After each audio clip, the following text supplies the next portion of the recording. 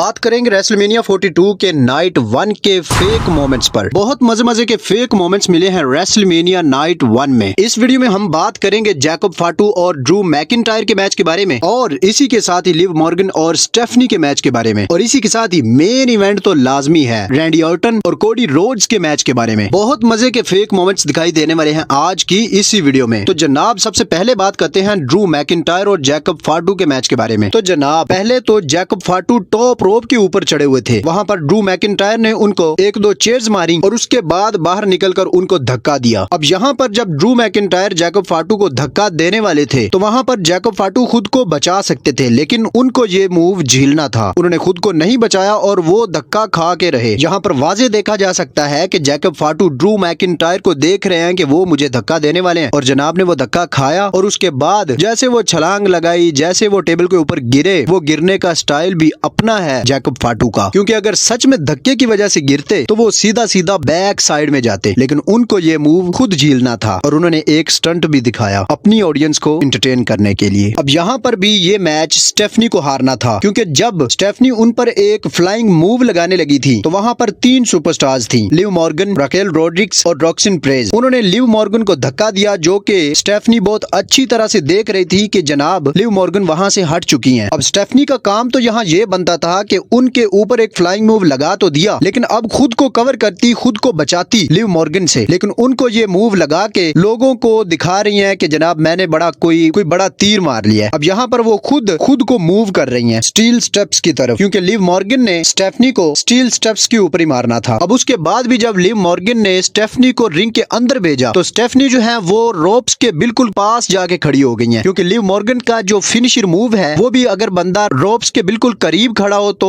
मुमकिन है, अदरवाइज वो नहीं लग सकता। तो बस वो फिनिशर मूव स्टेफनी को खाना था और ये मैच हारना था, और वो मैच हार गई। उसके बाद जनाब बारी आती है मेन इवेंट की। जब रैंडी ऑर्टन ने कोडी रोड्स को पकड़ा हुआ था तो कोडी रोड्स ने पैट मैकीफी को एक हल्की सी टांग मारी, जिस पर पैट मैकीफी इतनी जोर से गिरे कि देख के वाकई हैरानी हुई, यार इतनी जोर की टांग लगी नहीं जितना जोर का ये गिरे हैं। मतलब गिरने की एक्टिंग अच्छी थी, लेकिन कुछ ज्यादा हो गया, क्योंकि टांग हल्की थी और गिरना कुछ ज्यादा ही था। वो इतनी जोर से गिरे इसलिए थे कि ये फिनिशर मूव खाने के काबिल हो सके। अच्छा, एक बात तो मैं जरूर करता हूँ कि जब भी WWE सुपरस्टार का खून निकलना होता है, ब्लड निकलना होता है, तो उस वक्त उस रेसलर को दिखाया नहीं जाता, मतलब वो गायब हो जाता है और उसके बाद जब वो नजर आता है तो उसके सर पे ब्लड होता है। जैसे पिछले रेसलमेनिया में गुंथर गिरे थे और वो गायब हो गए, और उसके बाद जब वो दिखे तो उनके सर पे इतना ज्यादा ब्लड, और बिल्कुल यही सेम चीज अब भी हुई है। यहाँ पर जब कोडी रोड्स ने रैंडी ऑर्टन को धक्का दिया और वो गायब हो गए, और जब वो दिखे तो उनका सर भी खून से लथपथ। क्या बात है भाई, चल ब्लड को छोड़। ये देख, जब रैंडी ऑर्टन कोडी रोड्स को एक इलीगल किक लगाने लगे थे तो उस वक्त कोडी रोड्स ने काउंटर करके वो खुद इलीगल किक रैंडी ऑर्टन को लगा दी, लेकिन वो लगी नहीं क्योंकि काफी ज्यादा फासला, लेकिन रैंडी ऑर्टन ऐसे हो गए जैसे पता नहीं क्या ही हो गया। अच्छा, यहाँ पर जब कोडी रोड्स टॉप रोप के ऊपर से रैंडी ऑर्टन को एक कोडी कटर लगाने जा रहे थे, आगे से रैंडी ऑर्टन ने उसको काउंटर करके उसको RKO में तब्दील कर दिया। अब यहाँ पर फेक चीज ये है कि जब भी कोडी रोड्स अपना कोडी कटर लगाने जाते हैं तो उनका फेस दूसरी साइड में होता है, ना कि पीछे वाली साइड में। अब यहाँ पर कोडी रोड्स ने पीछे वाली साइड में अपना फेस इसलिए किया था क्योंकि रैंडी ऑर्टन उसको RKO में तब्दील करेंगे और वो कोडी रोड्स को झेलना था। अच्छा, उसके बाद जब कोडी रोड्स जीत गए, मैच खत्म हो गया, तो रैंडी ऑर्टन कोडी रोड्स के ऊपर खड़े हुए हैं। अब यहाँ पर कोडी रोड्स खुद घोड़ी बन गए उनके सामने भाई कि ये लो जनाब, पंट किक लगा लो और मेरा करियर खत्म कर दो। अब जनाब साहब यहाँ घोड़ी तो बन गए, और रही कसर यहाँ से निकाल दी कि अपना जो हाथ था, लेफ्ट हैंड जो था, जिस साइड में रैंडी ऑर्टन खड़े थे और जिस साइड से उन्होंने आना था, वो हाथ भी उन्होंने उठा के अंदर कर लिया कि जनाब रास्ता सीधा हो जाए और वो पंट किक जो है वो सही से कनेक्ट हो सके। और यहाँ पर जनाब पड़े हुए पंट किक खा के। अब ये कहानी कुछ इस साइड में जा रही है कि जैसे रैंडी ऑर्टन ने कोडी रोड्स को पंट किक लगाया है और जैसे वो कनेक्ट हुई है, उससे यही लगता है कि इनका करियर अभी कुछ टाइम के लिए खत्म कर दिया जाएगा। कुछ टाइम के लिए, लंबा भी हो सकता है, शॉर्ट भी हो सकता है। तो जनाब इन सारे फेक मोमेंट्स में से आप ये कमेंट करके लाजमी बताएंगे कि आपको इन सब में से कौन सा सबसे बेस्ट फेक मोमेंट लगा है। और रेसलमेनिया 42 के नाइट 2 के फेक मोमेंट्स देखने के लिए हमारे इस चैनल टू फेस रेसल को सब्सक्राइब करना मत भूलें। मिलते हैं नेक्स्ट वीडियो में।